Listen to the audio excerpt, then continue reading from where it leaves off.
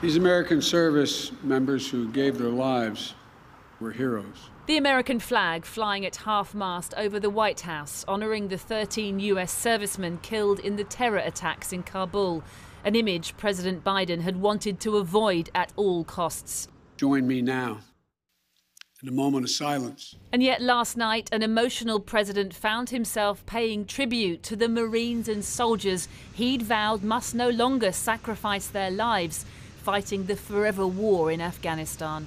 To those who carried out this attack, we will not forgive. We will not forget. We will hunt you down and make you pay. Joe Biden had hoped America would forgive the early images of chaos inside Kabul airport, as long as he could finish the evacuation quickly and without the loss of American life.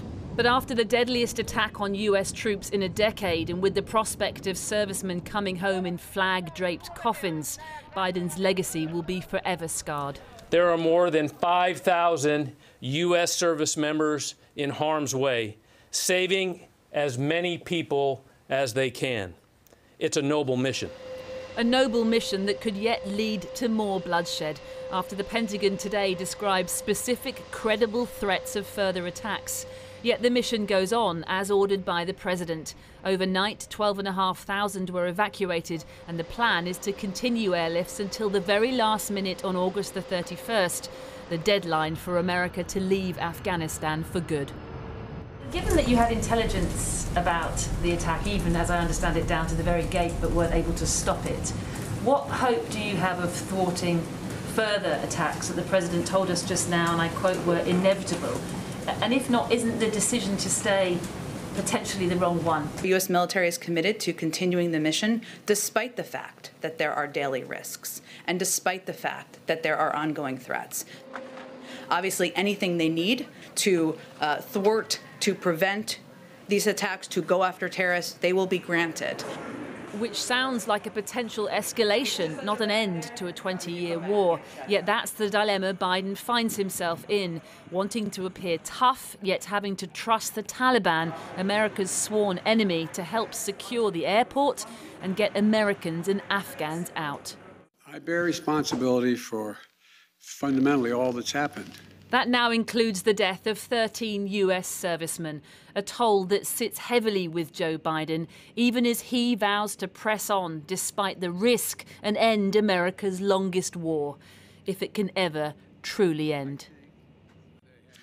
Now, the Islamic State affiliate known as ISKP, which says it carried out the bombings, is considered the most extreme militant group in Afghanistan. Its fighters have been blamed for attacks on Afghan politicians and security forces, as well as aid organisations targeting girls' schools, hospitals, and even a maternity ward.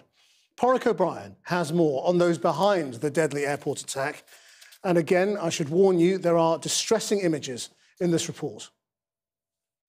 The injured and the dead taken away in wheelbarrows yesterday in Kabul. The Islamic State of the Khorasan province have claimed responsibility for the attack. ISKP is a regional franchise of so-called Islamic State.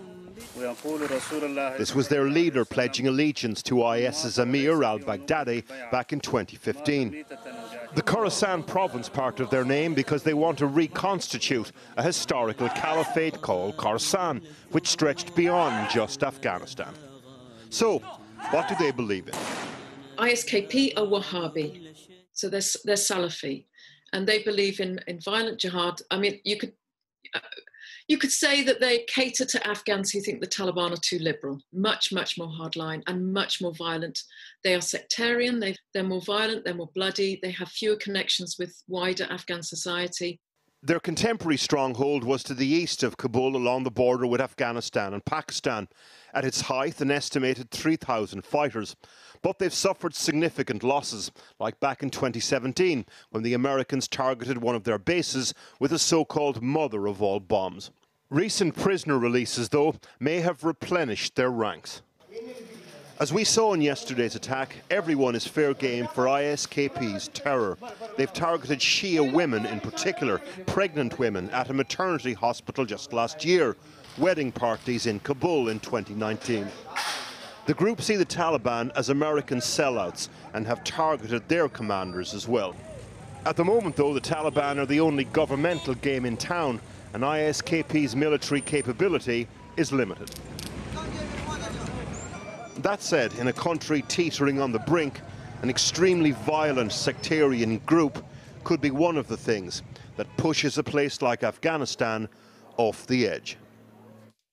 Well, earlier I spoke to Omar Samad, who served as senior advisor to the former chief executive of Afghanistan, Dr. Abdullah. And I began by asking how the Taliban would deal with the threat of ISKP. Well, they've been dealing with that for almost 7 years now. ISK has been in the Afghan theater since 2014-15.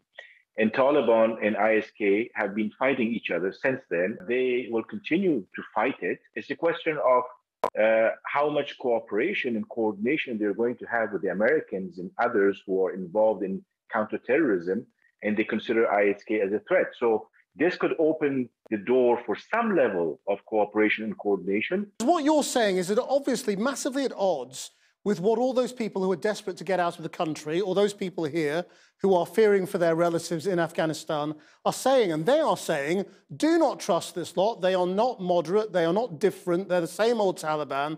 They are fearsome and dangerous and fascist in all sorts of ways, and nothing's changed.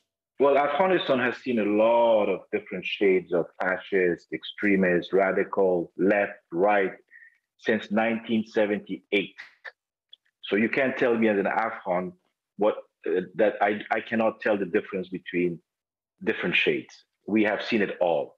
As far as the Taliban are concerned, yes, you cannot trust any group, including the Taliban, who now have control over 90-something% of Afghanistan, just by their rhetoric. We need to see how they're going to translate what they say into action and policy on the ground, whether it's dealing with women's issues, rights, media freedoms, political openness, and all of that. If at the moment the Afghan people are, or a lot of Afghan people are afraid, in that climate of fear, how do people hold anybody to account? Well, if the UK wants to send 100,000 soldiers so that they can protect every Afghan from good or bad, they're welcome to. If the US wants to come back, they're welcome to. They did in 2001. We had 170,000 NATO troops in Afghanistan. We have apparently had 300,000 Afghan troops trained who couldn't hold any city for even a day. So Afghanistan needs to be built by Afghans, and it needs to be protected and defended by Afghans, like any other country. And it's going to be the responsibility of Afghan. But the international community obviously can also put pressure on the Taliban. They can withhold money as they have right now, and they can make demands, and they can use red lines and conditions for recognition and for providing assistance that the Afghan people need, that the Taliban need. So there are a lot of ways to use leverage in order to hopefully shape behavior, and hopefully they've learned the lesson. So are you effectively saying that the best way for the West to be useful is to engage with the Taliban? Under conditions. I think engagement is important because if you don't, Russia, China, Pakistan, Iran, Central Asian republics will engage them fully. So it's your choice. It's a choice for the West to totally lose Afghanistan or to engage and influence Afghanistan and the Taliban to behave according to norms and international rules.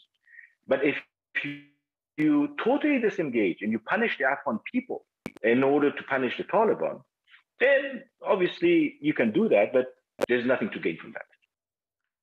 Omar Samad talking to me earlier.